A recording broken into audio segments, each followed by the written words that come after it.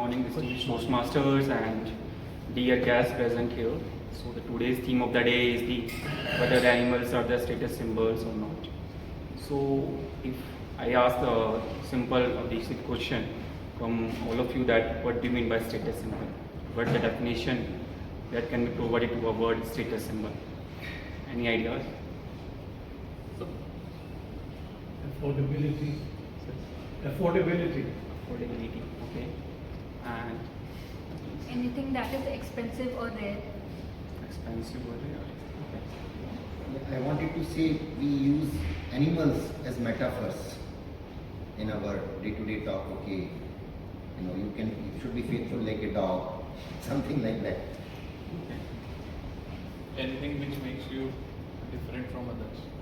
Yeah, definitely. So what is the status symbol? Yeah, please. Anything that helps us get recognition from some other person in terms of money or in terms of anything. In terms of money only or in terms of respect as well?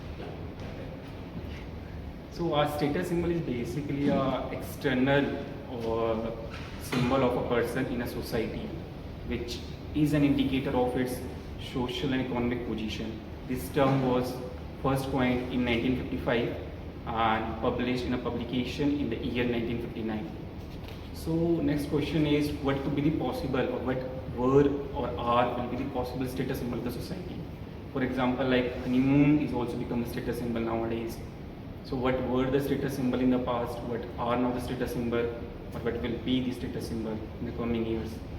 So let's start with what were the status symbol in the past. Any ideas about it? Horse. Sorry? Horse. Horse, yeah. It's still in Punjab. Okay. Dog also. Television, TV. As TV, television in the past. Yeah. TV ad. Having an ambassador car. Yes. Having a radio. Yeah, radio things were status. Studying abroad. Studying abroad, yeah. higher education. Having servants. Servants. Valor, strength. Sorry. Valor, strength. Okay. So, like I got the many examples from you guys, but in the past, there were the kings who had a passion to collect the paintings. So, collection of the paintings, collection of the books were treated as a status symbol of those persons. And if we talk about present and what are the possible status symbols? iPhone. iPhone. Destination wedding. Destination weddings, yeah, this is also a Number of servants you are having. How many number of servants? Expensive car. Expensive vehicle. A expensive. trip to Bali. Exotic club membership. So yeah, these are the possible status symbol that a big house, luxuries, cars are the status symbols nowadays. So have you ever thought that animal could also become a status symbol of the society? So we will more discuss about it, whether the animals are the status symbol nowadays or not. But before it, I would like to call the general evaluator of the day, Toastmaster Dolly. And any reason why the animals have become the status symbols nowadays? It's because you see it in social media. It's a common trend in the West, so we're just adopting that. Yeah, but actually what happened in the past, how many of you ever watched Ramayana, Mahabharata or any ancient web series? Okay, so one thing that you must have observed in the past that every person, irrespective whether he was a king or a servant in his mansion, they always had the horses. Because horses, now like that, everyone had a car at home now. At that time, the animals were in abundance, so everyone had the horses in their houses. So that's why in the past they were not considered as a status symbols. But now over the period that the animals population becoming exotic day by day, so that's why the animals are becoming a status symbol of the society. If you remember that last 3 or 4 years back, Conman Suresh gifted a horse for Jacqueline. How many of you know that? So any idea what was the cost of that horse? So it was 52 lakhs. 52 lakhs is equivalent to the prices of the 5 cars, if you say, if you go to the market today. And even if you go to the market to purchase a pet dog, then I think it costs more than 10,000. So it is also equivalent to the monthly salary of a labor class or a job worker. So that's why the animals have become prestigious, and that's why they consider as a status symbol of the society. We'll more discuss why or how can we more focus that why the animals population becoming the exotic day by day. But before this, I would like to call. Let me ask a few logo of brand names. So number one is one second. Puma. What is the brand logo of Puma? Cat. Cheetah. So it's cat or cheetah? Is it a jaguar? Puma It's a itself. puma itself. It's a puma itself. It's a in a bouncing posture. Sorry. It's a puma itself. Okay. So it is basically a big cat that looks like a cheetah. So in the continent, South Asia continent, there are the big cats from where they get this concept of the big cats, which similar looks like a cheetah.